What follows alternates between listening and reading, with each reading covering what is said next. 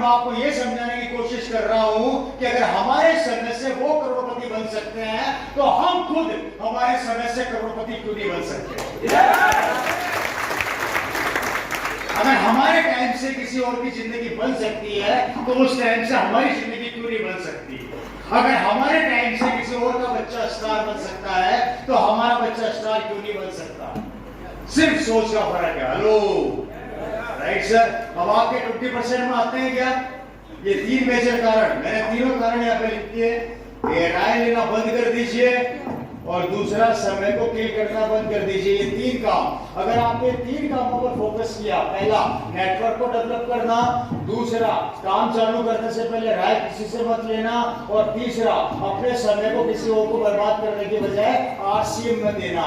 अगर ये 3 काम आप लोगों ने कर लिए तो आप इस 80% से निकल के 20% में आ जाएंगे, और नहीं आए तो जिंदगी पर जैसी चल रही है चलते रहना। आगे बढ़े सर। मैं फटाफट से खत्म कर देता हूँ क्योंकि मुझे लग रहा है बोर हो रहे हैं आप लोग। पक्का समझ में आ रहा है? ये लोग कितने से फर्स्ट टाइम आए हैं, समझ में आ रहा है? 100% आ रहा है सर। Okay, thank you. आगे बढ़ते हैं। अब हम किस में आते हैं? 80% में। ये 80% लोग कौन है? ये वो लोग हैं जो गरीबी रेखा के आसपास रन करते हैं। या तो आपको ये आदमी मिलेगा यहाँ, या फिर ये आदमी आपको मिलेगा यहाँ। ये इनका दायरा होता है, इस दायरे से बाहर ये कभी नहीं निकलता। Right sir.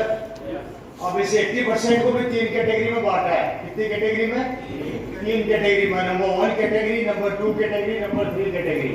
नंबर 1 कैटेगरी कौन सी है, नंबर 2 कौन सी है, और नंबर 3 कौन सी है? मिलना चाहोगे इन लोगों से? सबसे पहले मिलते हैं नंबर 1 कैटेगरी। ये कौन लोग होते हैं? मिलना चाहोगे आप लोग?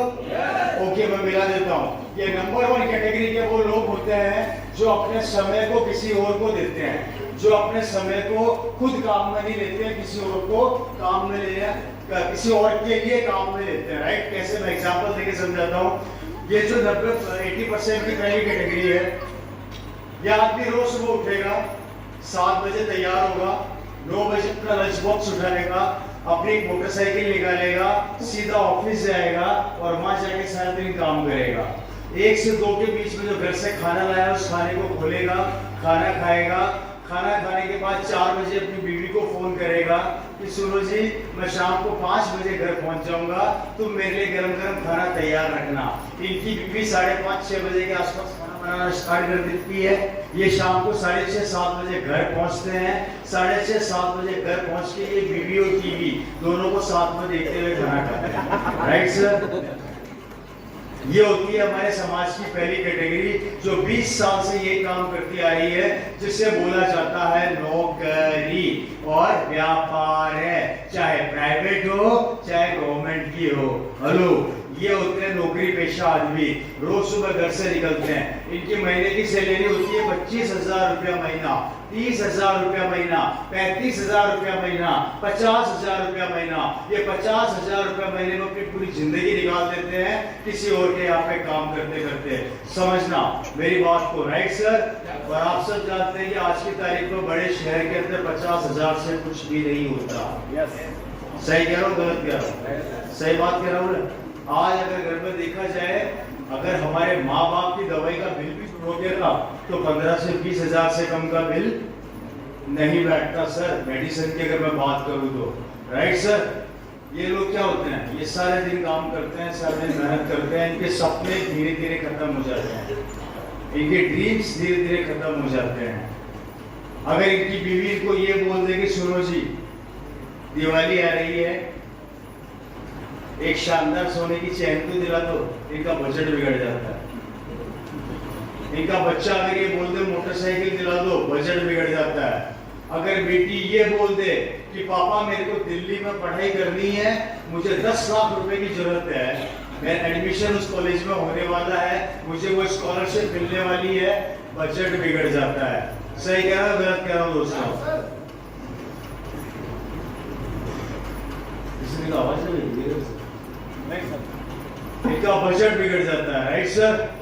ये अपने लिमिटेड बजट के अंदर अपनी जिंदगी को लिमिटेड तरीके से जीते हैं। और अगर व्यापारी है तो इसकी जिंदगी सुन लो, ये रोज सुबह जब सो जाता उठता है उससे पहले इसके बच्चे सो रहे होते हैं, और रात को ये घर जाता है तो उसके बच्चे सो चुके होते हैं। एक व्यापारी आदमी पूरी जिंदगी में पैसा तो बहुत कमा लेता है, लेकिन वो अपने परिवार के लिए समय नहीं कमा पाता, अपने बच्चों को समय नहीं दे पाता। मैंने जयपुर में व्यापारी देखे ऐसे, अगर उनका बेटा उनको ये बोल दे कि पापा 2 महीने घूमने चलना है, वो अपनी दुकान का शटर गिरा नहीं सकता, कारण अगर दुकान बढ़ा दी तो संभालेगा कौन। हेलो, और मैंने तो यहाँ तक देखा है, पूरा मत मानना, मैंने व्यापारी यहाँ तक देखे हैं जो मात्र अपने बच्चे को जैसे 6ठी 7वीं क्लास में आते हैं दुकान पे जाके बिठा देते हैं, बेटा दुकान चलाना सीख ले, दुकान संभालना सीख ले, कारण उनको पता है कि अगर इसने आज दुकान नहीं संभाली तो उसकी जिंदगी क्या होगी।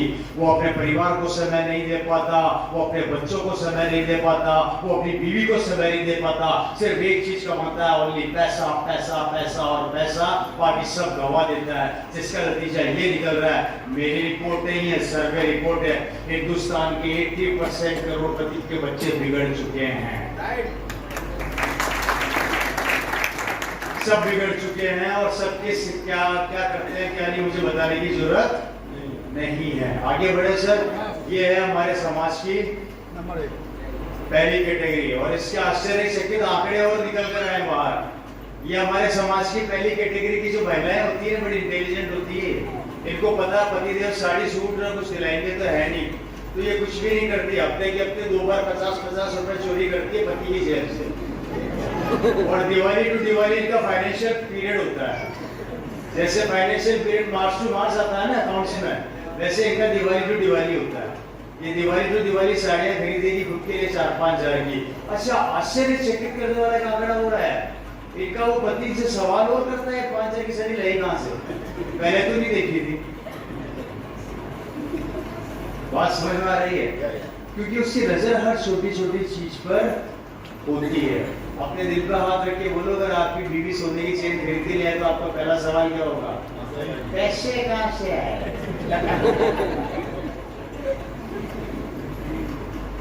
सही क्या गलत क्या?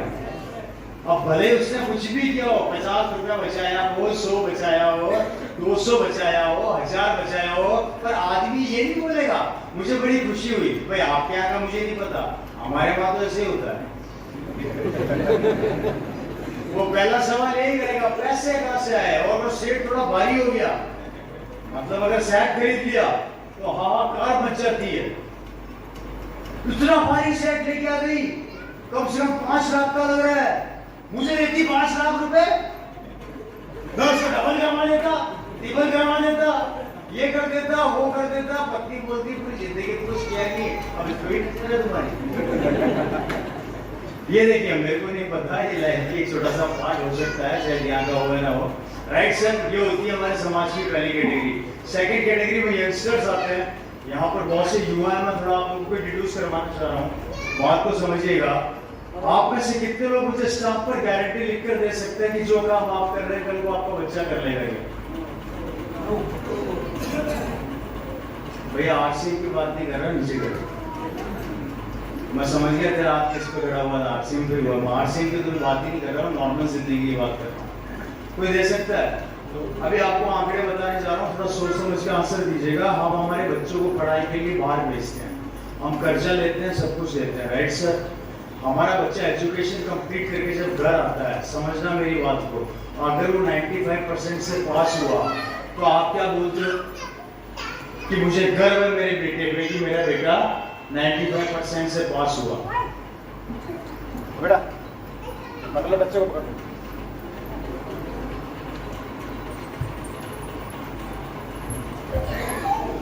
हाँ बेटा दौड़ा दौड़ा, अभी तेरा टाइम है, राइट। 95% से आपका बच्चा एजुकेट होके आ गया।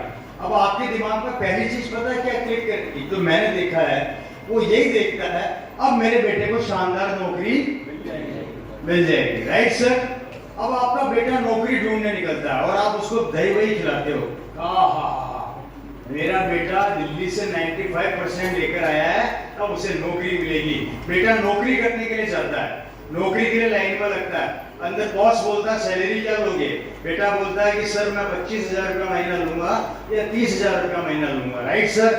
वो जैसे 30,000 बोलता है तो पीछे से एक आवाज आती है, हेलो मैं 20,000 में करने को तैयार हूं, मेरे भी 95% है, मेरे को ले लो। बात समझ में आई? वो लड़का जैसे बोलता है पीछे वाला मैं 20,000 में करने को तैयार हूं, तो पीछे से आवाज आती है मैं 15,000 में नौकरी के लिए तैयार हूं। कंपटीशन, परसेंटेज हर बच्चे के शानदार, लेकिन काम एक, किस किस को मिलेगा? एक जमाना हुआ करता था जब परसेंटेज पर नौकरी मिलती है, अब वो जमाना आता है जितनी कम सैलरी मांगोगे उस पर नौकरी मिलेगी। सही कह रहा हूं गलत कह रहा हूं? एक जमाना हुआ करता था सर परसेंटेज के ऊपर नौकरी मिलती थी, अब जमाना आ गया है तू कितने कम लेगा वो बता, परसेंटेज बढ़ोगे तो लाइन लगी पड़ी है, जितनी कम सैलरी उतनी शानदार तेरी नौकरी, जल्दी बोल 5,000 में करेगा क्या? लड़का देखता है कि भाग के भूख की लंगोटी पकड़ लो, जो आ रहा है वही ठीक है। और अगर नौकरी नहीं मिलती तो अपने दिल पर हाथ रख के बोलिए सर आपको 6 महीने बाद आपका बेटा दुश्मन लगने लग जाता है, और माफी चाहूंगा हम में से कई पिता अपने बेटे को एक बात बोलते हैं कि निकम्मे तेरी एजुकेशन पे मैंने इतना पैसा खर्च किया, इतना पैसा लेकर तेरे पढ़ाई पर लगाया, जा तो पैसा कमा के ला। और बेटे के मुंह से एक बात निकलती है पापा नौकरी मांगने जाता हूँ पर काम मिलता नहीं है, कहाँ से करूँ काम, और जब काम मिलता है तो समझौता करना पड़ता है, समझौता मैं करना नहीं चाहता, और वही बेटा और पिताजी की दुश्मनी चालू हो जाती है। इसलिए हिंदुस्तान पूरे वर्ल्ड की वो कंट्री है जहाँ पर बेटे और बाप की कमी नहीं बनती।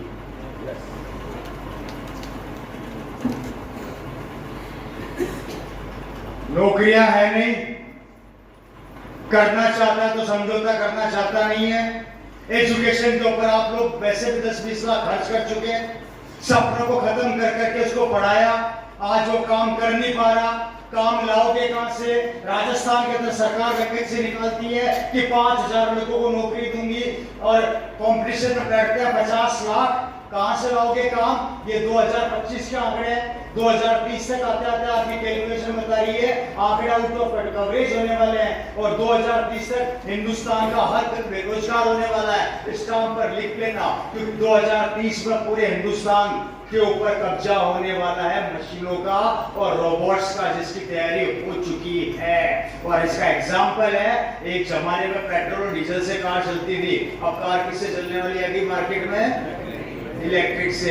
एक जमाने के अंदर टोल टैक्स पे आदमी टोल भरते थे, पैसा काटते थे, अब जमाना ऐसा आ गया कि वो स्टिकर चिपका दो, टोल ऑटोमेटिक कट जाता है। 60,000 लोगों को नौकरी से निकाल दिया। अभी थोड़े दिनों पहले इन्फोसिस ने 10,000 लड़कों को नौकरी से निकाला, उन्होंने रोबोट्स को रखा और रोबोट्स काम कर रहे हैं, खेती रोबोट्स कर रहे हैं, सब कुछ मशीनें कर रही है। अगर हर काम कंप्यूटर्स, मशीनें, लैपटॉप करेगी। मुझे आज भी याद है कि आज से 15 साल पहले मेरे पापा मेरे को 15-20 साल पहले मेरे पापा मेरे को बैंक में भेजा करते थे कि बेटा पैसा निकाल के ला। अब मुझे कहीं जाने की जरूरत नहीं है, ये रहा मेरा बैंक जेब में, यहीं से बैठे बैठे किसी की भी पेमेंट कर देता हूँ, किसी को भी पैसा पकड़ा देता हूँ। अगर हर चीज ये करने लग जाएगी तो आप और हम क्या करेंगे? अपने दिल पे हाथ रख के पूछो, पहले मार्केट में सब्जी खरीदने जाते थे, अब घर बैठे बैठे सब्जी आ रही है। ब्लिंकिट मात्र 10 मिनट के अंदर घर पर खाना पहुंचा देता है, सब्जी पहुंचा देता है, राशन पहुंचा देता है 10 मिनट के अंदर। अगर ये सब चीजें ये ऐप करने लग गए तो 2030 में जब हम 200 करोड़ हो जाएंगे, हम कहाँ जाएंगे? आपने तो जैसे जैसे नौकरी कर ली, काम कर लिया, बच्चा कैसे करेगा? आपने जैसे जैसे व्यापार को सेट कर लिया, बच्चा कैसे करेगा? कोई रास्ता हो तो हमें बता दो, और नहीं है तो हमारी सुन लो।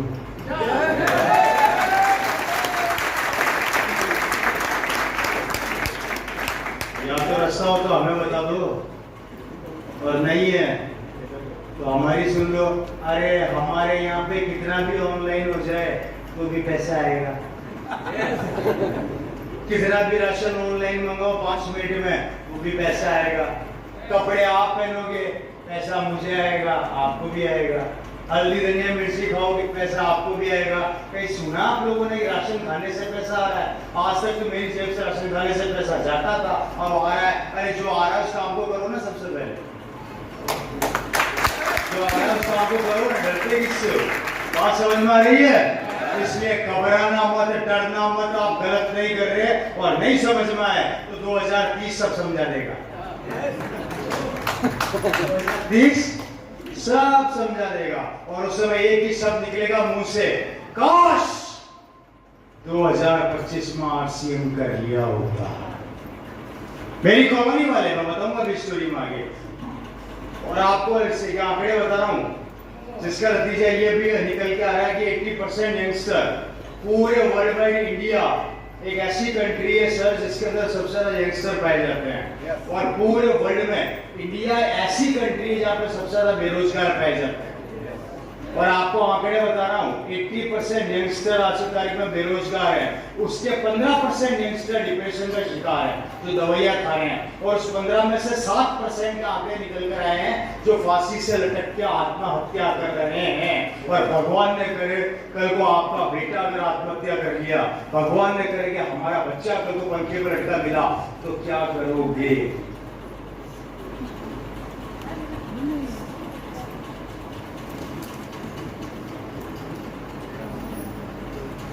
आगे बढ़े। ये है हमारे समाज की दूसरी कैटेगरी। थर्ड कैटेगरी होती है ड्रीमर्स की, जो सपने देखते हैं। दोस्तों, ये वो पागल होते हैं जो जिंदगी में बहुत कुछ करना चाहते हैं। ये वो लोग होते हैं जो जिंदगी में आगे बढ़ना चाहते हैं। मैं ड्रीमर्स से अपने बात करने जा रहा हूँ। ये लोग वो लोग होते हैं जो कभी जिंदगी में हार नहीं मानते और अपने लक्ष्य को अपना गहना बनाते हैं। क्या बोला मैं? अपने टारगेट को, अपने लक्ष्य को अपना गहना बना के गले में पहनते हैं। इनकी जिंदगी में हार नाम का शब्द नहीं होता।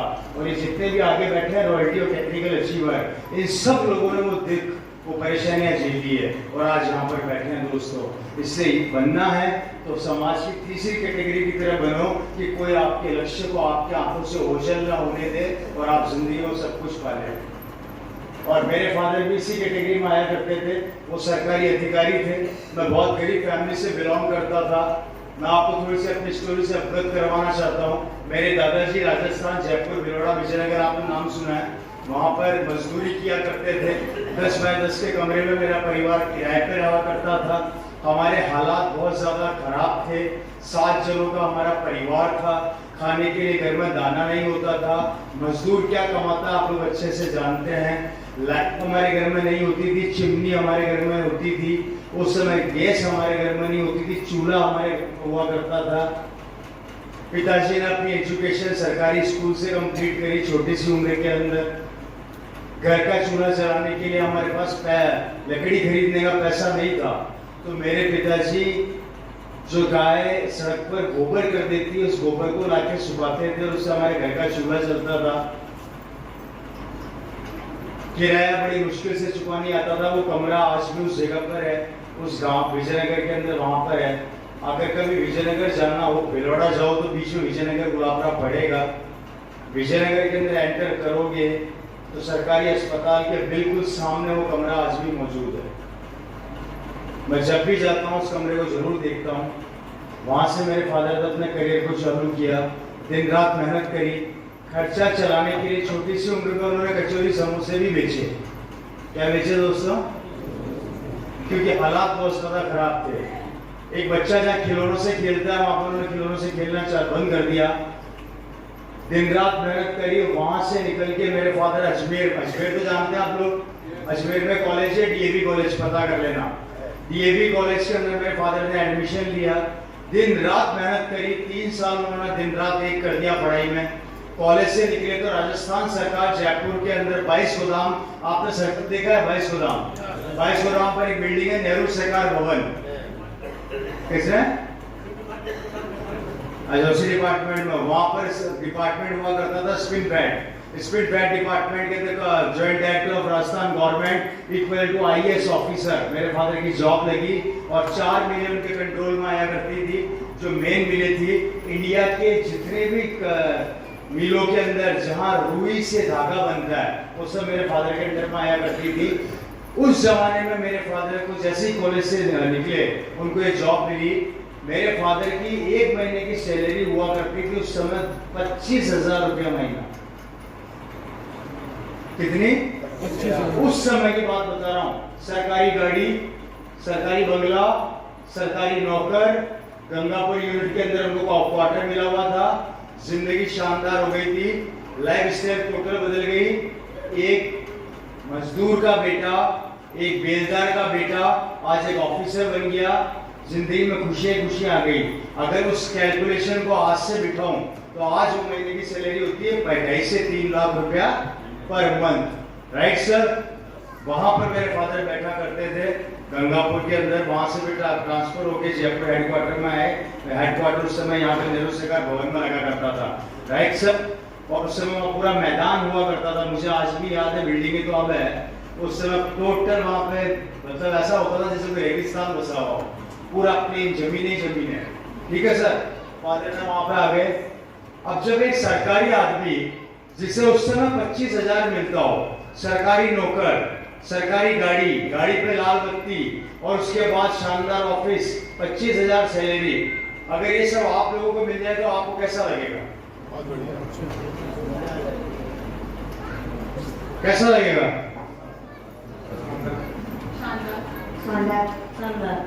मजा आ जाएगा। जबरदस्त। सबको अच्छा लगेगा? लो, मजा आ जाएगा? बिल्कुल आ जाएगा। 100% खुशी आ जाएगी जिंदगी में। आपको भी अच्छा लगेगा? बहुत अच्छा लगा। बहुत अच्छा लगेगा। अब यहाँ पर अच्छा क्यों लगेगा भाई, जरा मुझे ये बताओगे? आप इधर आइए। आज बेटे को छोड़ दीजिए। सर ने बोला अच्छा लगेगा। मैं कुछ सवाल पूछने जा रहा हूँ, सोच समझ के उत्तर दीजिएगा। और आप लोग नोटिस कीजिएगा, जिस सरकारी नौकरी के पीछे हम लोग भागते हैं, हमारे बच्चों को भगाते हैं और हम चाहते हैं कि हमें सरकारी नौकरी मिल जाए, उसकी हकीकत बताने जा रहा हूँ। अगर आपको सरकारी गाड़ी, सरकारी बंगला, सरकारी लाल बत्ती, उसके बाद नौकर चाकर, फ्लैट, बंगले सब मिल जाए और अच्छी खासी सैलरी मिल जाए, अच्छा लगेगा? आप बोले राइट सर? मुझे एक बात बताओ, जितना मैं पूछूं उसका आंसर देना। वो सरकारी नौकरी सरकार की है या मेरे पिताजी की है? सरकार की है, मैं करता हूँ। वो सरकारी गाड़ी मेरी पिताजी की पर्सनल है या सरकार की है? सरकार की मुझे मिली हुई है। वो लाल बत्ती सरकार की है या मेरे पिताजी की है? सरकार की मेरी गाड़ी पर लगी हुई है। वो तो हमें भी पता है लगी हुई है किसकी? मैं इतना पूछूं। सरकार। वो नौकर किसके? पिताजी के पर्सनल है या सरकार के हैं? सरकार की। अच्छा, 60 साल बाद या 70 साल बाद अगर मेरे पिता रिटायर होंगे तो क्या उस ऑफिस से एक पेन भी उठा के ला सकते हैं या कुर्सी उठा के ला सकते हैं क्या? रिटायरमेंट के बाद सब कुछ नहीं मिलेगा। कुछ नहीं मिलेगा तो मतलब वहां से एक पेन भी नहीं ला सकते? नहीं ला सकते। तो फिर वो सरकारी नौकरी किस काम की?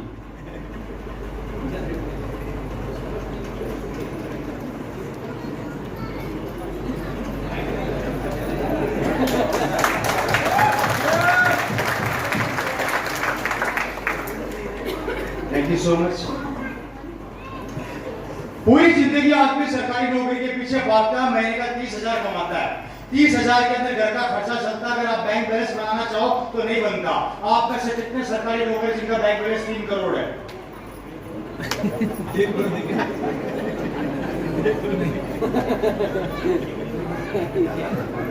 नहीं है। इसमें से क्लियर हो गया कि आप कोई सी भी नौकरी कर लो, आपका बैंक बैलेंस कभी बन ही नहीं सकता सैलरी में। Right sir? अब समझने वाली बात क्या आती है? बात तो समझ में आ रही है ना? आप देखो,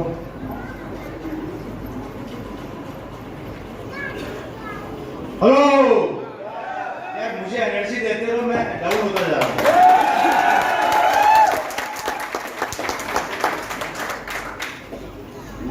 60 साल सरकारी नौकरी करता है, अकाउंट में पैसा आता है 70 लाख रुपया, जिसे बोला जाता है पीपीएफ जो भी XYZ टीम का धंधा।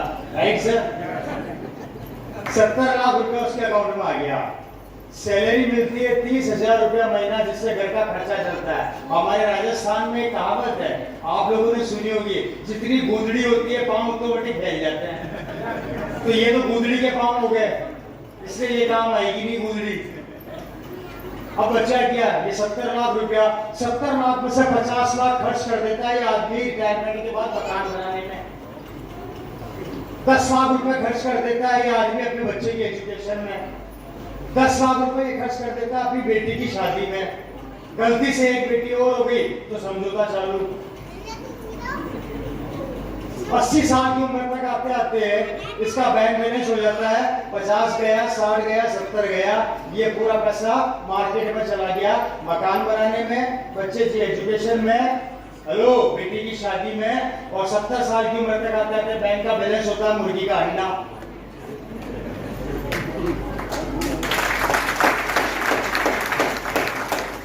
और 70 साल की उम्र में आते आते घर के कोने में अपनी बहू से जाकर बोलता है, बहू एक कप चाय पिला दे। तो बहू बोलती है चुपचाप कोने में बैठे रहना, टाइम होगा तो पिलाऊंगी।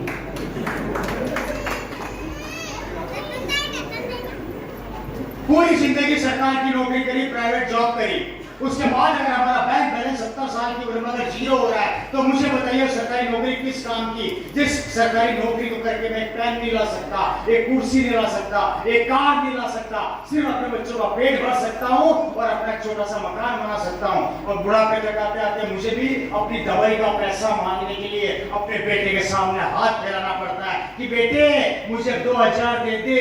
क्यों? दवाई लानी है। खर्चा आपको तो क्या पापा, अगले महीने ले आना।